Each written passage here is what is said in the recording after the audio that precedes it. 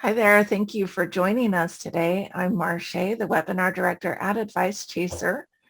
Before we introduce our guest and get started, I do need to do a little bit of legal housekeeping. Advice Chaser, the host of this webinar, is not a registered investment advisor. We cannot and do not give financial advice. Today's presentation is for educational purposes only and cannot be considered advice for any person's individual situation. Advice Chaser regularly hosts informative webinars, such as this one, featuring a variety of knowledgeable professionals, many of whom are licensed advisors. Any opinions, ideas, jokes, or principles expressed by presenters are their own, and however true, funny, or interesting, are not endorsed by Advice Chaser. Please do not act on the information you hear today without consulting a qualified financial professional. We are thrilled to bring you this educational presentation. Attendees are muted, but we encourage you to ask questions using the chat box, and the presenter will answer those queries during or after the webinar today as appropriate. We do have a question and answer period at the end of today's webinar. If you ask a question in the chat box and we're not able to get to your question, go ahead and leave your phone number as well. We are happy to have someone reach out to you after today's event. We want this experience to be as educational as possible.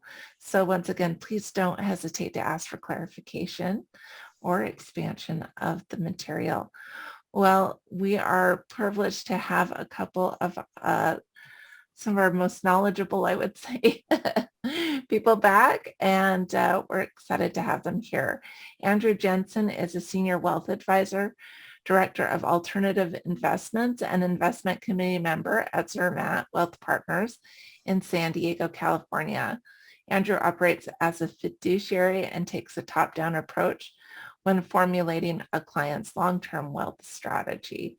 Andrew augments his wealth management process by working with carefully vetted estate planning, accounting, investment banking, and insurance experts to harmonize each client's entire financial picture while mitigating risks which could derail a client's objectives. And Andrew, why don't you make sure to say hello so people can see you? And thank you for moderating today. Hi, everyone. Andrew Jensen. Thanks for joining us today. Just to give you a little background, Zermatt Wealth is a SEC registered investment advisor. We are a comprehensive wealth management firm.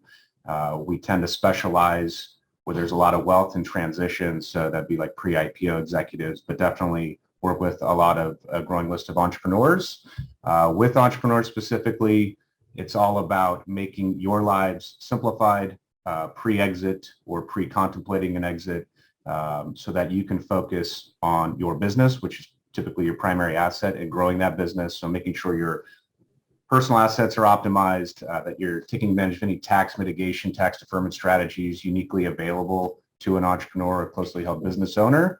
And then as you get, and also part of our role is to recognize the cues of needing to bring in some experts in terms of sensing some pre-exit transition might be happening, whether that be taking on growth equity to grow or to recapitalize owners or to actually transact. And once you sort of get further into that phase, it's important that we're involved in looking at the different offers that are being made to you, comparing, say, a third-party transaction to a closely held transfer of ownership to employees or family members, really modeling all that out and introducing strategies so that things are done in an optimized tax basis and you understand sort of the ramifications on your lifelong cash flows, and it's all rooted in financial planning. So really analytically laying out your life's cash flows and then adjusting those and analyzing what different choices you can make or around the sale of a business, et cetera, how those would affect your lifelong goals and what you sell, really trying to endow your life like an endowment would in terms of the investment portfolio and keeping your financial life simplified so you can enjoy your retirement or move on to that next venture. So a lot of what we do with entrepreneurs in the pre-exit sale is work with people who provide a lot of return on investment, have a lot of expertise. One of those I've known for over a decade, which is Kirk Mitchie at Candor Advisors. What's unique about Kirk, and I'm really happy to be here with him again today, is he has true transactional expertise. Every deal is a little bit different, and the more transactional expertise you have, the more effective your experience can be applied to each situation. And he sits on the same side of the table as our clients that are entrepreneurs looking to sell or in transition, meaning he's not transactionally based. So he's truly just looking at creating the most efficient, optimized transactional process that you may or may not go through. So I'll turn it over to Kirk. Thanks, Andrew. Yeah, Marcia, is there any other housekeeping we need to do?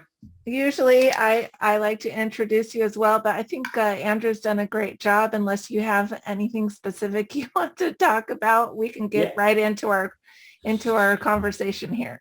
Yeah, just a quick add on to what Andrew said. We're transaction advisors to successful private companies. So if there's an exit within 6 months, we're going to be around to help build the deal team, whether it needs investment bankers or just a great M&A attorney, the right wealth advisors. We kind of build the team there.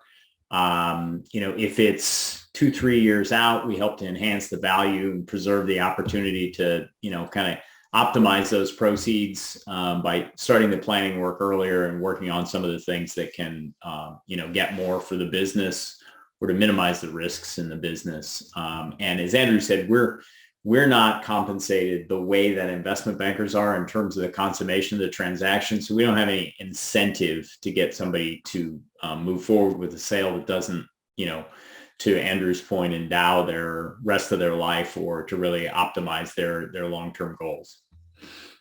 All right. Well, let's go ahead and get into the content for today and take it away, Kurt. So, this question comes up a lot. We are often called by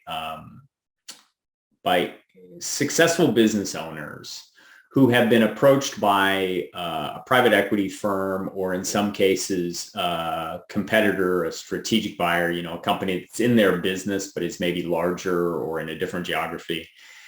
And oftentimes the question is around, what is EBITDA, or why are these guys only focused on my financials? That's earnings before interest, taxes, depreciation, and amortization.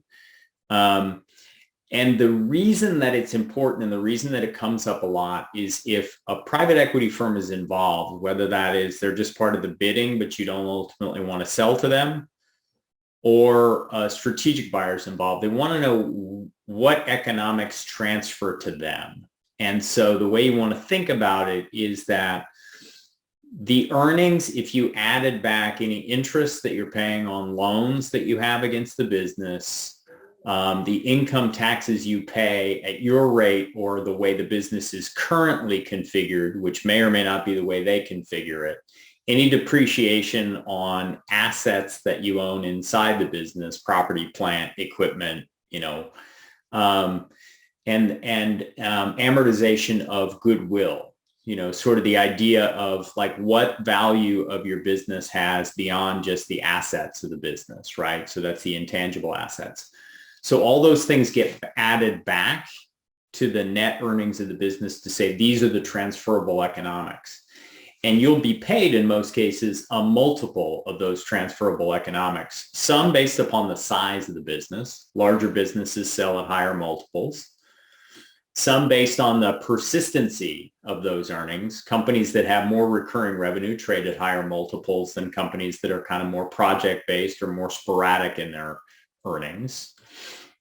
And then some based on the growth rate in that EBITDA, or those transferable economics. Businesses that are growing faster tend to trade, they still trade on their trailing economics, but they get a little bit more consideration to the growth rate or their future economics, right?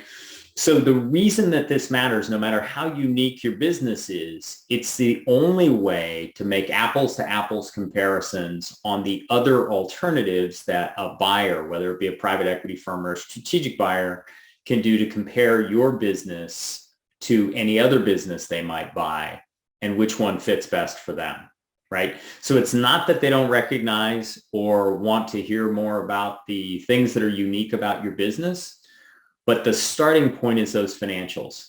It will not be the uniqueness of your business. much to your chagrin, if you're the owner and you're embedded in the same way that, look, even though businesses are a lot different than sort of residential real estate, because they have a lot different economics, how many times have you or one of your neighbors kind of made the case that your house is better than your neighbor's house because you took more of the upgrades, or you've remodeled your kitchen, or you have a swimming pool and they don't? Listen, those things, they definitely impact the value of your business, but ultimately it's price per square foot in the neighborhood, in the area. It is not the upgrades that makes the difference. So all of the things constant, one business that's got 2 million of EBITDA versus another business that's got 2 million of EBITDA, kind of the more upgrades, the more persistency of transferable economics, the better client list, the more diversified client base, the better growth opportunities, those differentiators will matter. But until you get the basic financials done, until they're believable, until they're transferable, no other conversation really happens that's meaningful. So, if you're frustrated by the fact that everybody wants to know what your EBITDA is, just take your net income and add back those things, right? So add back the interest, the taxes, the depreciation, the amortization. Take out the piece of it that is your economics, right? So if you take a $250,000 salary from your business and then you take distributions of another 250, but it would only cost 250,000 to get a CEO hired into your business, then 250 of your distributions then gets added back to those numbers, right? So that's how you get to that adjusted EBITDA number. So there's a math to it, and then there's a little bit of art to it, to, kind of adding back those economics, but it's always going to be kind of thought of as that EBITDA, right? The transferable economics.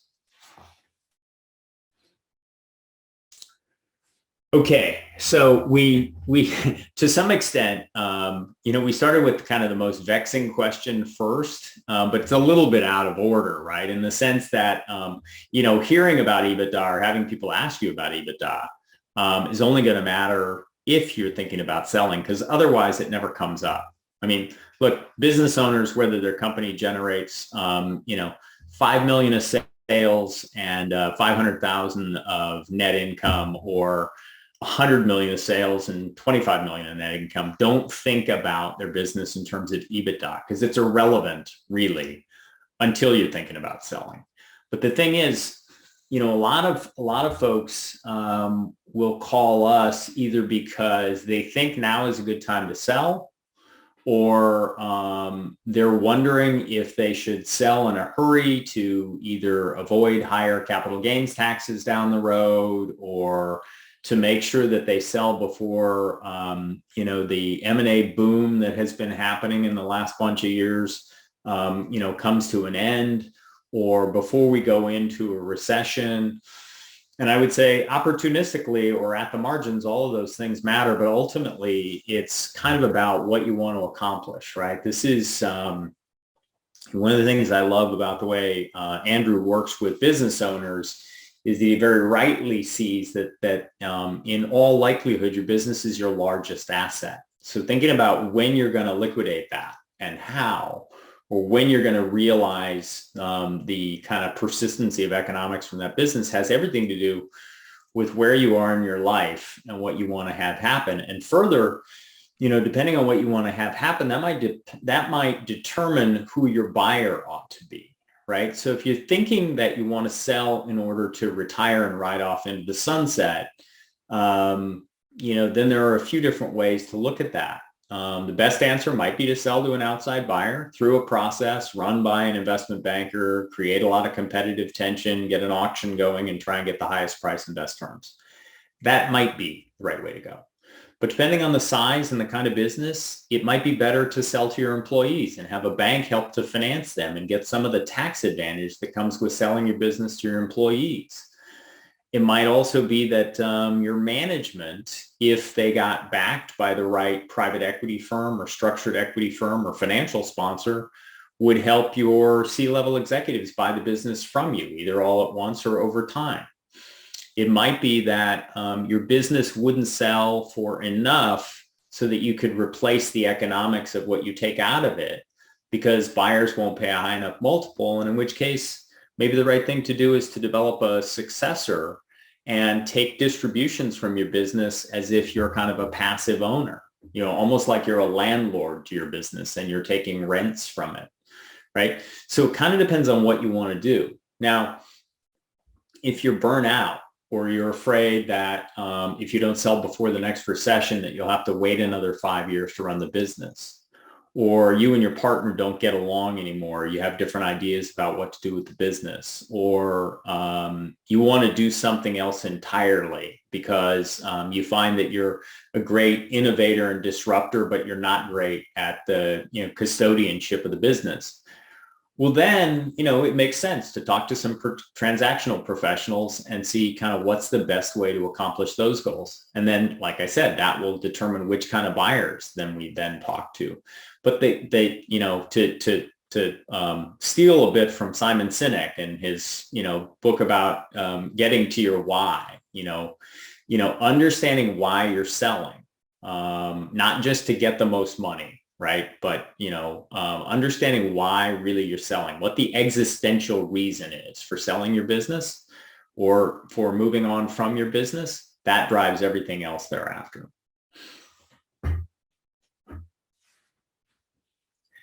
Okay, so, this one, who are the key players when you're taking your company to market? So there are certain people that you should include no matter what size your business is, and then there are others that are optional.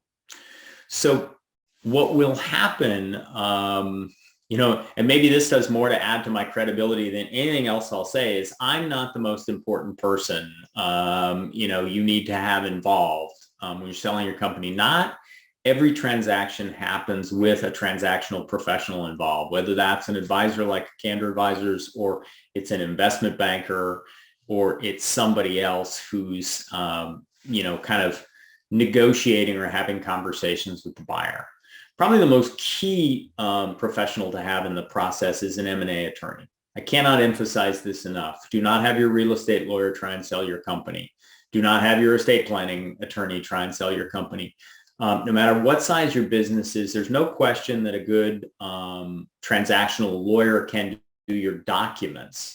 But if you have a savvy buyer on the other side and your attorney has not gone through dozens and dozens of M&A processes, they are going to get taken advantage of, no matter how smart they are. I don't care if they graduated number one in their class at Yale Law School. If they're not an M&A attorney, they're going to get taken advantage of by the junior associate at the private equity firm that's buying your firm, because that guy worked on more deals last week than your attorney has in his entire life. Right. So the key thing is to have a great M&A attorney, and then everything builds out from there. Right. So should you have an investment banker? Maybe. If you want to have a process and go through pitching your company to the managements of a lot of other companies and to private equity buyers and to run an auction to try and get the most money for your company, maybe that's the right process, but that is a little more drawn out. It can be a little bit more costly. I've never seen a situation where the investment banker didn't earn their fee, but the investment banker is going to earn a percentage of the deal and selling the deal. So if you're selling to a competitor and you already know that they're a good buyer of your business and you just need some help on working through the terms, you probably don't need an investment banker involved. You're still going to need a good M&A attorney to get those terms right and to make sure that you have protections, but you may not need an investment banker. The other key professionals, I would say, first, wealth advisors can help to determine kind of what's enough, like what's going to happen after the transaction. Like you might think that you need $10 million for your business, otherwise you wouldn't sell it. And if you can get $10 million, you're going to, have 5 of that or 6 of that or 7.5 of that or 4 of that, whatever assumption you want to make, right? About how much you're going to net. And then you might think that you're going to earn 10% a year on that. And you're not, right? So what you need the wealth advisor to do for you is, if you don't already have the right CPA in place, to help you figure out what the net after-tax proceeds are going to look like. And then what's a reasonable expectation for return on those assets, and what kind of asset allocation you're going to need to have to drive that return, and whether you'll be comfortable with that allocation of assets through difficult market environments in order to sustain your life with those net proceeds.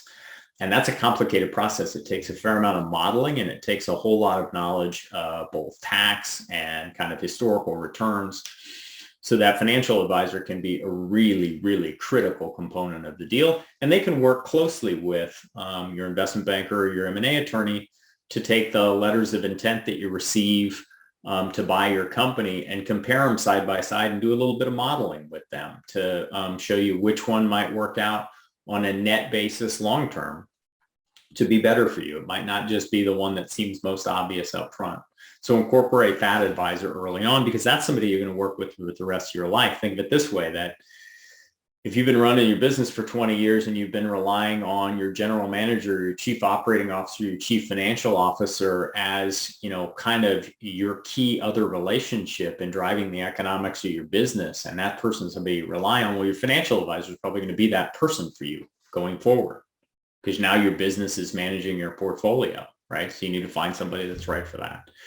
There can be others too. Great CPA, great, kind of tax and estate planning help around what's going to happen with the transaction. They're useful. They're not critical. Other people in the process will have a sense of what taxes will look like. So for estimates, you probably don't have to have that person. But if you do have a good CPA, you probably want them involved in the process so that they can look at those letters of intent or even down the road a purchase agreement and let you know exactly what the net proceeds are going to look like for you, and talk to you about the implications of certain decisions. Like if part of your proceeds are going to come as a result of you agreeing to continue to work for the company, make sure those proceeds don't look like an employment contract, because then you're going to pay ordinary income on that. Whereas if they're just tied to some future event that doesn't have to do with you being employed, you might get long-term capital gains treatment on those proceeds. And so that's going to matter a lot. So a CPA is going to be able to help you with that. And then in certain cases, insurance professionals get involved. I'll give you an example. If your company was once a C Corp and you've converted to an S Corp, and there's a certain amount of taxes you're going to owe on the proceeds that are going to be taxed at a C Corp rate. And then the S Corp is going to be more the pass-through. So it's going to have lower tax rates for you. Well, if that's a meaningful number, then you want to avoid looking over your shoulder the rest of your life after you have a big liquidity event for some extra taxes you might owe. And so there are insurance companies that can step into the breach and provide tax insurance to make sure that your advisors get this right. And they for a certain amount of money, usually, maybe 2, sometimes as much as 3 or 4% of the proceeds, will take on the potential tax liability and defending the tax position you take if they get the right information up front. So you don't have to worry about whether your tax advisors did it the right way or not. Most of the big insurance brokerage firms have a tax division. They'll do that kind of work. So for certain kinds of transactions, you want to bring in certain other specialists. But the key thing there is, if you've got the right wealth advisor who's connected enough to know those people, if you've got the right M&A attorney who's connected enough to know the rest of the network, or if you've got the right transaction advisor to know the rest of the network, then they'll be able to kind of pick the right tools for the, circumstances of your buyout and optimize the proceeds. Okay, we talked a little bit about EBITDA. I don't want to be redundant here. So I won't go back over anything I've already said. But the last piece of this, how can it be improved? All right. So this is more, the kind of work that you can do ahead of a sale is first, if you don't have at least compiled or reviewed or audited financials, go one step up. Go ahead and spend a little money to outsource getting your financials done professionally. Don't just use a bookkeeper here. Use an outsourced accounting firm, use an outsourced CFO firm. If you're going to go to market, whether it's 3 months from now or 3 years from now, and you want to develop a baseline on what EBITDA is going to look like, go ahead and spend the money now to figure out what that calculation would be. Of course, if you've got a CFO that can do that work, or you got a controller that's been through that process before, by all means, use them. But get a sense of what EBITDA looks like now in a generally accepted accounting principles way, because there aren't opinions that vary about EBITDA. It will be done based upon generally accepted accounting principles, or their corollary. There's a similar thing outside the US. I think it's called IFRS. But you need to have these things done in a way that an outside buyer, whether it's a private equity firm or a strategic buyer, would acknowledge, yep, that's the cash earnings in my business. That's the transferable economics of my business. And then say, all right, so how can we improve upon it? Well, here's one. Let's say that today, 20% of your EBITDA is with your biggest customer. What can you do over the next couple of years to try and reduce the dependency on that customer? Because one of the things you might think is, if I can cross-sell more things to that customer because we got such a great relationship, I can bump up revenue and that will then go to the bottom line. Well, that might actually hurt you at a sale, because if 20% of your business is coming from one customer, that's a risk for a buyer. What happens if that customer decides on a Friday that they don't like you anymore, right? You've got a vulnerable business there. So generally speaking, reducing the dependencies on the most concentrated customers is one of the ways to improve your EBITDA. The other things you can do. Are there things that you're not that worried about taking more to the bottom line because you take plenty of economics out of the business? Can you dig in a little deeper? Can you do a little bit of analysis on the cost structure of your business and say, look, would it make sense to reduce rent? Would it change your business if you could reduce the cost of occupying physical space? Because your buyer's going to take on that lease. Does it make sense for you to do other things to reduce the cost structure? Would it make sense to, outsource accounting? Do you need a general counsel in-house, or can you do it, kind of out of house? Can you do things that change the economics of your business? You're not going to strip it down, but would the buyer expect for a business your size to have that cost structure and those elements to it? And if they wouldn't, then you can probably, over time or before you go to market, remove those things. Because if they increase EBITDA, then those are going to be that you're going to be, if let's say your business is, whether it's going to sell for 4 times or 10 times EBITDA, just think about every cost reduction that takes a dollar more to the bottom line, you're going to get 4 to 10 times that when you go to sell, right? So sort of think through those things, but it starts with what's the baseline before you start to improve upon it. Okay, tips, tricks, and cautionary tales, right? So, I've given you, a few of the tips. Look, improving upon EBITDA is one key. Reducing customer concentration, another key. Making sure that, this is a non-intuitive one, but oftentimes as the founder of a company, you are understandably proud of the company that you've built. And so when you describe for the potential buyers what's great about your company, and you're in effect telling your company's story, you're going to get into what I refer to as Ozzy Osbourne syndrome. And you start saying, I.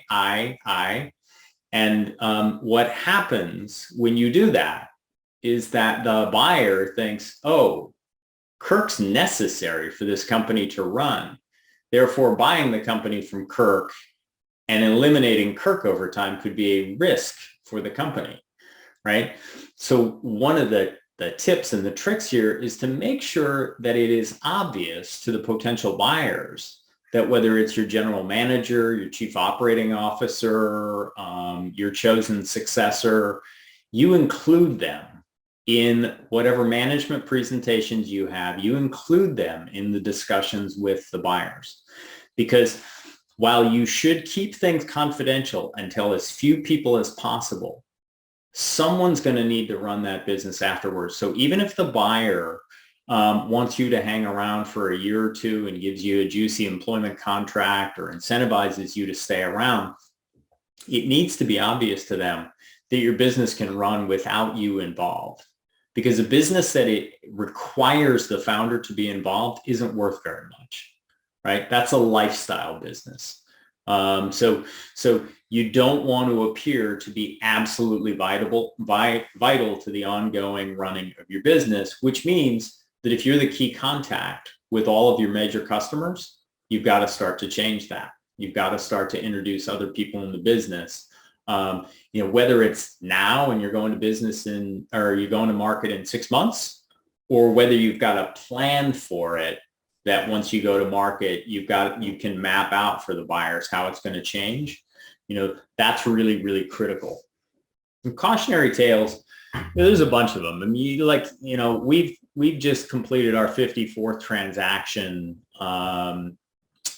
as a group of people involved in business. And we've been involved in evaluating, looking at another 300 or 400 deals from a due diligence perspective. And, I've been involved in around 2,000 different kind of evaluated investment opportunities. So if you can think of it, we've seen it, whether it's felonious activity, fraud, first-timer mistakes, we've seen all of it. And most of it is fixable. Fraud's a problem. That's not really fixable, but most of it is fixable. But the biggest cautionary tale is arguing with the marketplace or answer shopping, right? So if you're selling your company and transactional professionals who are involved day to day in the activity of selling businesses like yours tell you that at your level of EBITDA and in your sector that the average multiple is 4 to 6 times, and you say, well, public companies in my sector sell for 15 times, and my company is a lot more unique than all those other average businesses because nobody wants to believe they're average. But my company's worth a lot more, or I wouldn't sell for any of those numbers. Okay. You can argue with that person that's in front of you, but if they're experienced, they're knowledgeable, they're doing deals every day, then a more rational strategy might be to say, okay, if 4 to 6 times is the market and I need 8 times to be able to retire, and I wouldn't even be able to sell at 6 times and get what I need out of the business, then the answer is that you've got to build your EBITDA to the level that at 6 times, unless multiples expand or go up from where we are now, that you don't sell until you get to the upper end of that range. You don't go to market with the idea that we need to get 20 to 40% above the top of the current range. You might, but hope is not a strategy. It's not a rational way to think about taking your company to market. So if the market is, 4 to 6 times, all right, you should sort of say, okay, if I get 5 times, if the market decides I'm exactly average, can I live with it? If I can't, then wait. Don't go to market with the expectation that you're going to get a higher than kind of market multiple. There are ways to improve upon, or to move up in the range of multiples. There's not really a whole lot of great ways to move above the range, right? Happens, but that's usually just because it's a really, really competitive environment. The other thing to do, which is to ignore the advice I just gave you and shop for another advisor who will give you different advice. Because the advisors are incentivized, right? So if we charge X and we tell you what we think the market is for your business, and you decide that you don't like what we think you're going to get for your business, so you go to another advisor and they charge 50% of X, and will tell you that your business is above the range we just quoted you, and you pay them, you start paying them. And, God forbid you sign them up as an investment bank with a 12 to 24 month tail on the contract, which means that whether they get a sale or not, they get paid on the sale for 12 to 24 months after by anybody they introduced. Then you've paid them a bunch of money to tell them what you wanted to hear. They didn't get a transaction done, and you're handcuffed to them for some period of time. that when it comes to cautionary tales, almost everything else is fixable. But if you sign an engagement with an investment bank that's got a tail period to it, almost no investment bank is going to want to work on your deal until the tail periods run off, because they don't want to share the fee with the investment bank that took your money and didn't get a transaction, and they want to earn the fee that they get, right? So you might freeze the possibility of selling your company by answer shopping and signing an agreement with a lesser transactional professional. So, I mean, there are a lot of situational, cautionary tales. One last one that I'll end on is the idea that when you go through due diligence, which is you and the buyer have agreed for some exclusive period of time that they get to be the only one looking at your company and they get to evaluate everything. First of all, it's going to seem really, really invasive, and it's going to seem personal, and it's going to seem accusatory, and it's hard to go through. So that's where your transaction professionals are going to be helpful to you to make sure that you don't take it personally. But the other thing that's going to happen is you need to assume they're going to find out everything. If you don't and they uncover it, it looks like you were trying to hide something. If, on the other hand, your transaction advisor says to you, is there any ongoing HR litigation? No. Do you think there might be any coming up? Well, if you've gotten an email from your former assistant that says they're angry and they're talking to an attorney, you better say, yes, there might be some coming up. Here's an email, right? Because if the buyer finds that, it's not that they're worried that they won't win when it comes down to getting the right law firm to deal with that HR issue. It's that you didn't tell them the truth about something that's fundamental as a representation of the company. And that means I can't really trust your financials, and I'm worried about your customer relationships. So anything you don't disclose, even as invasive and difficult as that due diligence is, can come back to haunt you because of what the buyer might infer about your not telling them about it. So, with that, why don't I stop and see if there are any questions. Kirk, extremely expansive, wonderful insight there, as always. Thank you. A couple of great questions. So when you look at, if this is all about EBITDA, this particular segment, what is the best place for anyone in any particular sector to try to sort of get a grasp and a handle on what the actual current multiple might be for their business? So let's say they're 2 years away from a sale, a year, but they want to start thinking about that and having a financial planner, wealth manager start to model out their life around those numbers. Yeah, great question. And I wish I had a completely satisfactory answer. So there are databases that include some of this information, but there's a funny tension between buyers and sellers when it comes to reporting the dynamics of a transaction. So rarely will you see what the revenue and EBITDA of a business was if you see how much the buyer paid for it. That's because the buyer doesn't want to look like they overpaid for the business.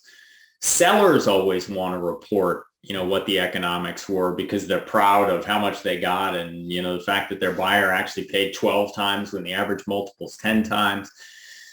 Buyers, especially, savvy private equity firms and strategic buyers, don't want that information reported. So there are databases where the information comes from investment banks on an anonymized basis, and they do report some of that information. So the best way to do it, and again, this is not that satisfying, but, Google search, private transaction multiples, yard care business, right?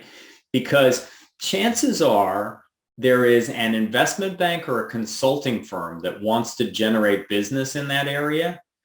And to do it, they're putting out some, kind of educational materials that might include some recent data.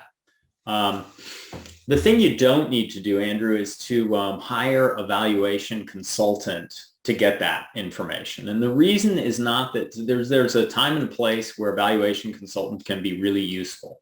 When it comes to an ESOP transaction, when it comes to litigation, when it comes to just sort of wanting to get a sense of all the different ways that people might look at your business, having somebody come in and do a discounted cash flow model, and then having them do a comparable transaction multiple. And, that might be useful, but you don't really need to pay $10,000, $15,000, $20,000 to get that done. If you interview investment bankers or transactional professionals and you're, sincerely interested in thinking about taking the company to market, they will probably give you a pretty good sense. They'll give you a range because they don't want to be buttonholed on it, but they'll give you a pretty good sense of what your business is worth, especially if you use an advisor to kind of vet those investment banks. What would be common is to have 2 or 3 investment banks in what's called a bake-off compete for your business. And the first one, you hear all about them and how wonderful they are and how cool they are and where they went to school and everything else. In the second one, you ask them what the fee structure would look like if they took you to market. And for them to give you a reasonable fee structure, they've got to have a sense of what your company would sell for. Because they're probably going to say, well, if your company, and they'll ask you what you think you want for the company, right? So there will be a little bit of a dance there. But let's say your company would sell for $10 million. They might charge 4% to 10 million, 5% on the next 2 million, and 6% on anything above 12 million to incentivize them to get more money. And you'll like that. That makes sense, right? Well, that tells you that they think your business is probably worth somewhere between $8 and $12 million, just based on where they put the fee. So it's not precise, and you don't want to mislead people. You don't want to waste people's time, but that's usually the best way to get a sense of it. Talk to an investment banker who's doing deals in that sector. They've got an idea. And I see oftentimes there's a relationship, whether it's a strategic buyer, private equity buyer. Typically you're networked and you often know someone, or at least is one connection away from that last person who sold to that strategic buyer, whatever the case may be. You could probably get a little bit of insight there as well to go against what you can find via Google. Yeah. Good point. Good point. Yeah. If you're in Vistage or YPO or something like that, you got a peer group where there's some other sellers, sure, ask around. Their deals might be very, very different. And you will kind of hear, kind of like when you ask people about their greatest investment successes, they only tell you about their good ones. They never tell you about the really, really bad ideas. Most of the people you talk to in the peer groups will tell you just how awesome they were and how they vanquished their buyer and, how they got much more than everybody else did. So you got to discount some of those peer-to-peer stories a little bit for the ego involved. Right. It's a mosaic, not a, you can't well take said. everything with a grain of salt from every direction. Yeah. Which is why it's important to know kind of your minimum proceeds that you want to achieve in life. Baseline. Okay. And this is when we do these segments is always asked, and it's always interesting. What are the most, and you addressed it a little bit, but I guess take it from an EBITDA perspective and then just more broadly, what are the most common reasons a deal will fall apart? And I know you can reiterate. It's a great question. Fantastic question. So it's usually not valuation. Because first of all, among frequent market participants, valuation is not a source of argument. Like if you already know what your number needs to be and the marketplace brings you kind of what the range of valuation is, and usually, the indications of interest that you get in the first round of conversations with buyers, will be a reasonable range, and your transaction advisor will be able to give you a sense of whether that is in fact reasonable. And then what happens is, so let's say they say, we could see ourselves, paying $12 to $15 million for this business based upon confirmation that EBITDA is at least $1.5 million and the following things, right? So this is, a loose letter of intent or an indication of interest. If you agree to move forward in exclusivity, then valuation is not the problem. We've already established a range. What usually happens is chemistry will kill the deal, or often seller ego, sometimes buyer ego. Kind of keep in mind that the buyers have infinite possibilities and you as a seller don't, right? So usually the buyers they might be a little bit peacockish. They might need to show off how smart they are and how much money they have, but ultimately they want to develop a relationship with the seller because they know that you have, a few options, right? But they've got, a massive universe of companies they could buy, right? So they're looking all over the place. They're constantly developing new deal flow, and they're only going to do the deals that make sense for them. So if they put a letter of intent in front of you, then that's the range that they're going to operate in. When they get into due diligence, if they find things that will cause them to adjust the numbers downward, they're going to come to you with that information quickly. They're going to say, listen, we think that your business has more like $1 million worth of EBITDA because you don't have enough manpower in place to run a business the size of yours. And it's impressive, Andrew, that you can run your business and generate $1.5 million of EBITDA because you're able to be the CEO, the VP of sales, and the CFO. But I'm afraid we're going to need to hire a VP of sales and a CFO, and that's going to cost us $500,000. So your EBITDA is really $1 million. If you react badly to that, then the deal probably goes sideways and maybe doesn't happen. If it's truthful and that no longer hits your number, it doesn't have to be acrimonious. Everybody just sort of says, okay, let's part company. This isn't going to work out for me because unless I can get 12 to 15, which was based on $1.5 million of EBITDA, I can't make this deal work, and I don't want a boss, right? So let's walk away, right? That'd be a reasonable reason for things not to go well. The other thing that can happen is, and this is hard even for the best transactional professionals to guard against or to coach against, is some sellers, as negotiations move forward, start to love the idea that everything's negotiable. And so in each, when the transaction advisor and the buyer agree on some terms, which is based upon guidance from a seller, and it gets buttoned up, then the seller thinks about it overnight, maybe after a glass or two of wine, and decides to call his advisor that night or the next day and say, I think that my working capital is X, and I've heard about other transactions happening here at, Y multiple. And so I think we ought to go back to them. And of course, the transaction advisor has a fiduciary responsibility to the seller, but they're also going to try and talk them out of, retrading or reopening a conversation around settled terms. When that happens, two things happen. One, the buyer has to decide whether the economics still work for them if they're willing to do that. Two, and because most deals aren't just all cash to the seller and the seller rides off into the sunset, but that there's some period of time where the buyer and the seller have to work together, the buyer might decide that the seller isn't somebody they want to be partners with because of all that back and forth. And so when I say chemistry, that's what I mean. I mean, the buyer might decide that they just don't like the seller. And because the only way to de-risk the transaction is to make sure the seller's involved for at least long enough to get everything that's in the seller's head and heart onto paper, and kind of that IP is transferred to the buyer. If they don't like the seller, then the economics no longer work. Again, because they have other options. So that'd be a common one. That'd be a common one. So things that get discovered in due diligence that cause the economics to change, and the seller says that no longer works for me, and then the seller, is difficult and the buyer just doesn't like them. Yeah, it just reiterates how important these are, especially if it's a private equity backed strategic buyer, private equity fund buying you, or just a professional a company that rolls up on a persistent basis. They are professional financial underwriting machines. And it's just so important to have a true assessment and an unbiased assessment of all those different variables that make up the EBITDA ultimately.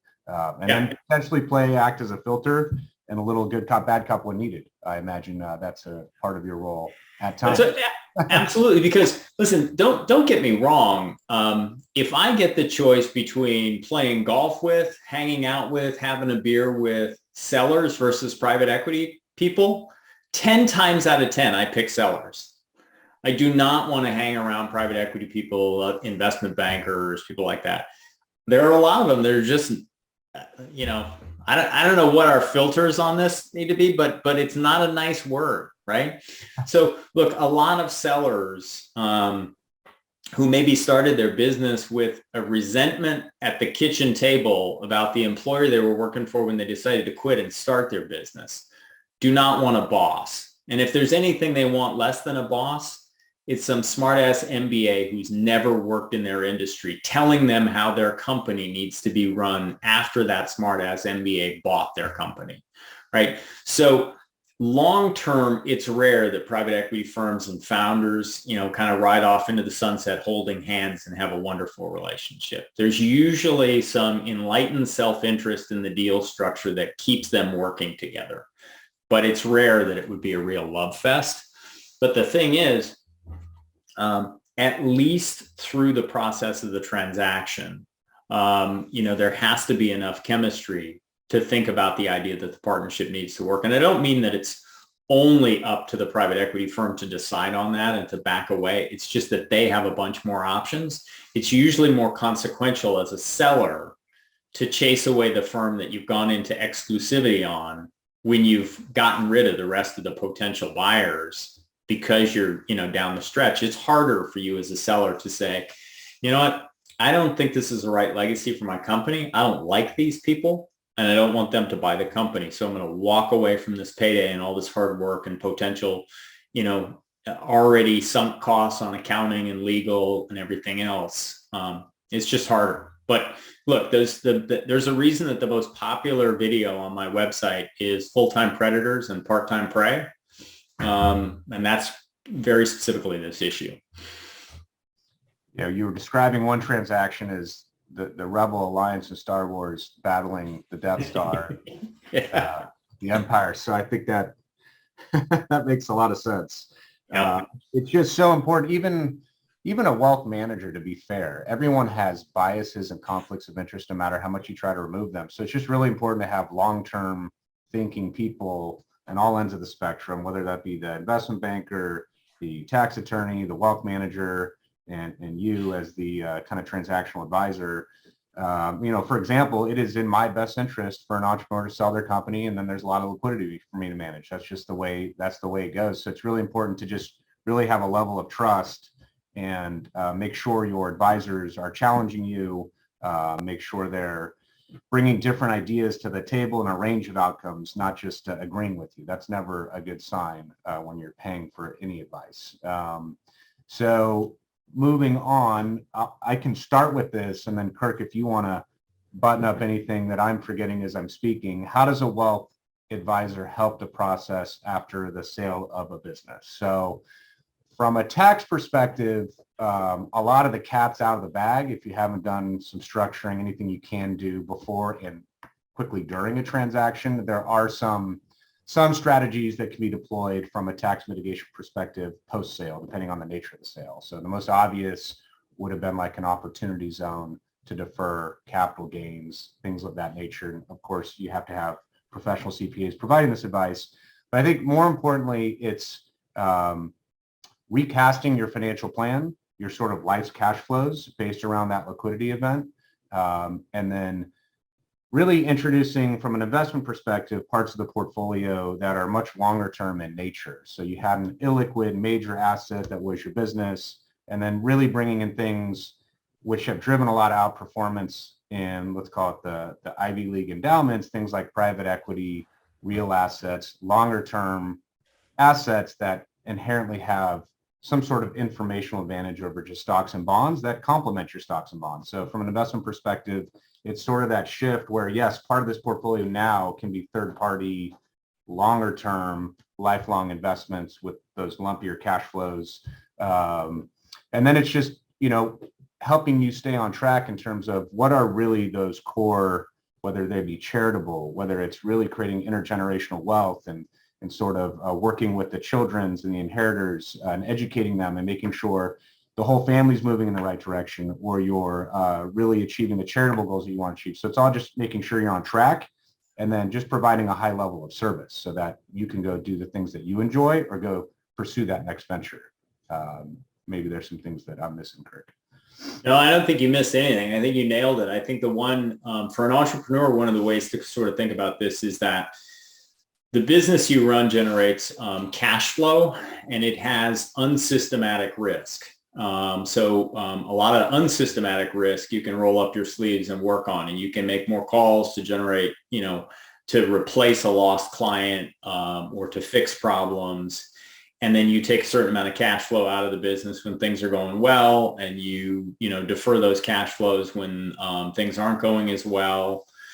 And you kind of budget, and you have a whole lot more control. But when you move into an environment where you're working with an advisor, you can't do those things on your portfolio, no matter how well constructed it is, because the advisor is helping you balance out what are mostly systematic risks, market risks, in the right mix of assets, so that they come to you in a palatable enough way that they can support your lifestyle, right? And so, and the tricky thing there is that if you're making assumptions about how much return you're going to get and they're unrealistic, a good advisor will tell you that, because a good advisor has to live with whatever those promises look like. And a good advisor might be charging, say, 1 or 2% on the assets under management. So they're only collecting 1/4 of that at a time.